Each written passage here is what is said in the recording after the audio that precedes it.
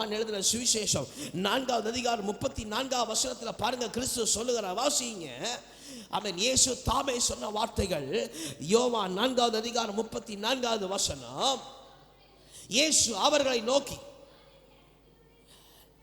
நான் என்னை அனுப்பினவருடைய சித்தத்தின்படி செய்வதனால அவைகள் அவருடைய கிரியைகளை முடிப்பதே என்னுடைய போஜனமான திருப்தியாய் இருக்கிறது. அல்லேலூயா. கரங்களை உயர்த்தி அல்லேலூயா சொல்லுங்க. அல்லேலூயா. கிறிஸ்து பிதாவுடைய அவை சுத்தத்தை நம்பி அவரே திருப்தி என்று கொண்டிருக்கிறனால அவன் பூலோகத்தில் வாழும்போது திருப்தியாய் இருக்கிறார். அல்லேலூயா, அல்லேலூயா, அல்லேலூயா.